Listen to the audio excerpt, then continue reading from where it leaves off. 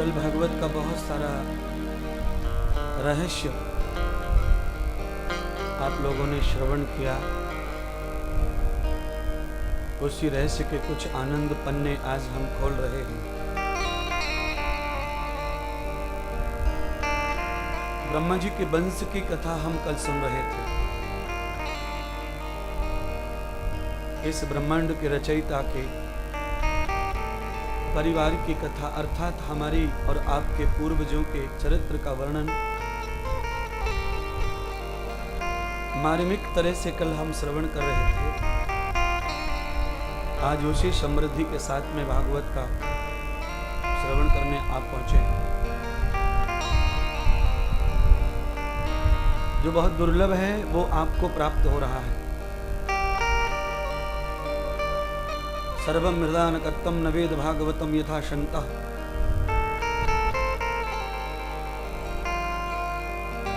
सब चीज पैसे से मिल सकती है,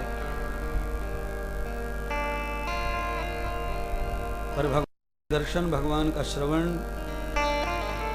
और सत्य का, सज्जनता का और साधु का मिलन ये पैसे से नहीं मिलता।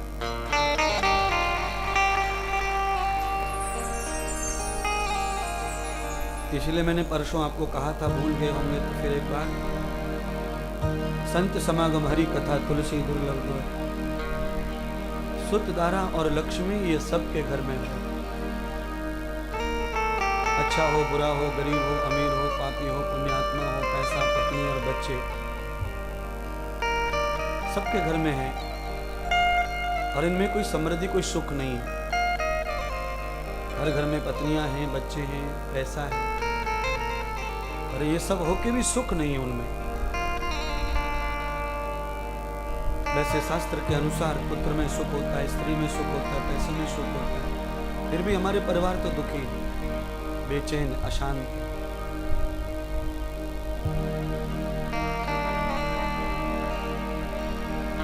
इसलिए कि बहुत बहुत सुंदर बातें हमारे ऋषियों ने हमें प्रस्तुत करके बताई हैं।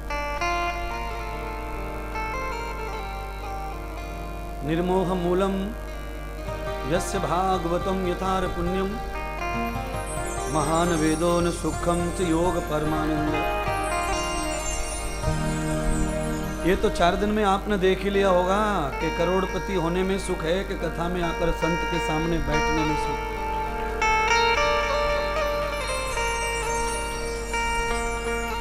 आपके घर में भी अच्छे अच्छे माता पिता, आपके लिए अच्छे अच्छे कपड़े, आपके विवाह में अच्छे पैसे खर्च किए, आपके खुशी के लिए अच्छे आभूषण बनवाए होंगे, आपने अपने बच्चों के लिए भी अच्छे कपड़े, अच्छे घर बनाए होंगे। पर कितना भी घर बढ़िया बनाकर आप अपनी औलाद को दे दो, वो तुम्हारे लिए ताली नहीं बजाएगी खुशी।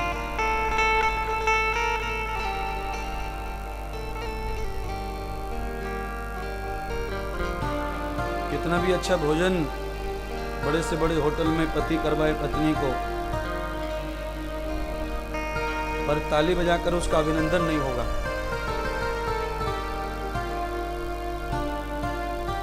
यहाँ आने के बाद में आपकी जो मन और बुद्धि है वो धार्मिक हो जाती है, वास्तविक हो जाती है। इसलिए कोई बात अच्छी लगी आपको, सुख देने वाली, तो ताली खुद ही बजने लग जाती है।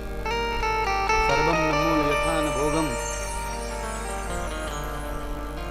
घर में ये बुद्धि जो है धार्मिक नहीं रहती।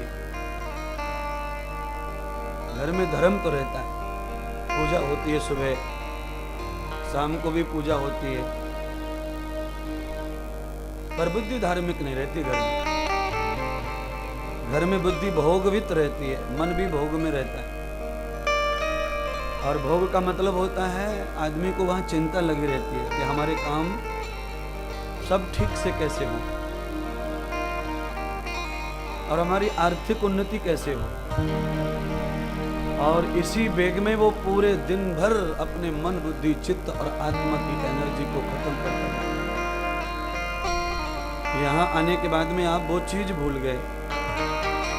और जब हम उस संसार से विरक्त होते हैं तो बिना कुछ लिए दिए अपनी बुद्धि, मन सब धार्मिक हो जाता है, पवित्र हो जाता है।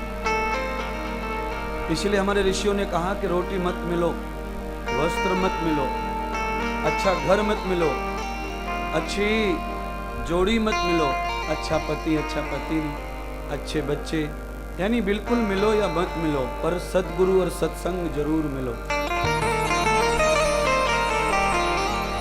सत्यम प्रवृत्ति योग मूलम। हर घर में कोई न कोई नौकर रहता है और बहुत घरों में टीचर रहते हैं,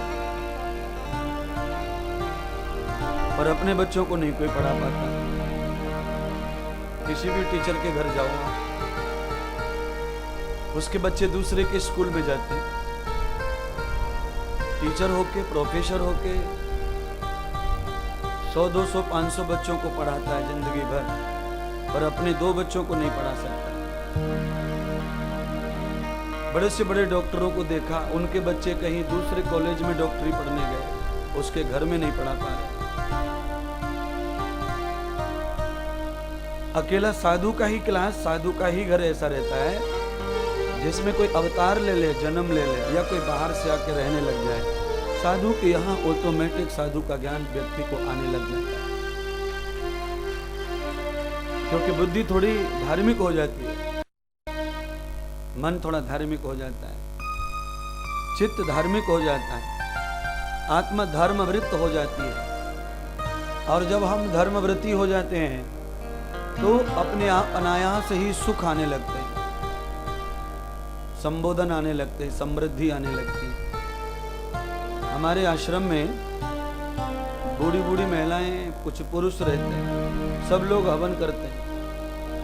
पंडित जी जो मंत्र बोलते हैं वो सब लोग बोलते वहां, और किसी ने किसी को नहीं सिखाया, अनायास अपने आप आ गया सब, बैठ बैठ के रह के। क्योंकि बुद्धि में जब पवित्र भोजन जाता है, अच्छी कमाई का भोजन बुद्धि में जाता है, बुद्धि अपने आप प्रवेद नहीं हो जाती, मंत्र जाता हो जाता है। आपके घर में कभी कभी थोड़ा बहुत झूठ का भोजन आ जाता है, छल कपट का भोजन। ये जो मजदूरी करते हैं ना, ये भी बेईमान रहते हैं। वैसे देखने में तो इनका खून पसीने का है, पर ये पसीना में भी बेईमानी करते हैं, मजदूरी में भी बेईमानी करते हैं। वहां भी इनका चित्त ऐसा रहता है कि जिसके घर काम करने गए उसका काम कम हो और हमारा आराम ज्यादा हो, इसलिए वो बेईमानी का अन्न है, और घर में आकर वो अधर्म फैलाता है। अब ये व्यापार की, नौकरी की, ये तो और बड़ी बेईमानी है। मैं तो मजदूर की बात कह रहा हूं।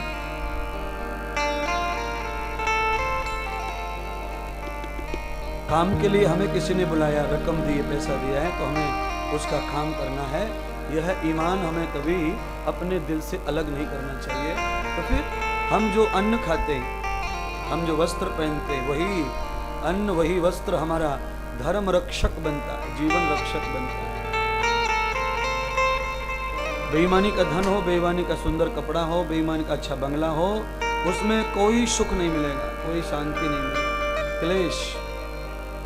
बड़े बड़े बंगलों में बीमारियां, क्लेश, दुख, परेशानियां, संतुष्टि नहीं है किसी को किसी से, सुख ढूंढ रहे हैं बाहर। बड़े बड़े बंगले वाले लोग बाहर घूमते हैं, एक एक महीने जाते हैं, सुख ढूंढते रहते हैं। यहां नहीं मिला वहां जाते, फिर वहां जाते हैं। और ये इंद्रदेव क्या सिखा रहे हैं भैया व्यासपीठ से?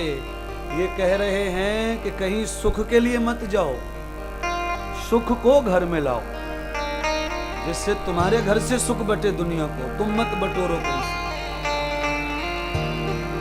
लेने से अच्छा देना होता है,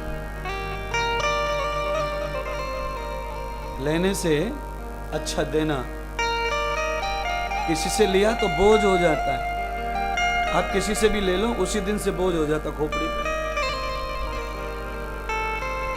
आदमी हर समय स्ट्रेस में रहता है, उसको उतना देना है, 6 महीने पहले लिया था, कैसे दिया जाएगा? और किसी को दे दीजिए, दिल मन प्रसन्न रहता है, खुश रहता है।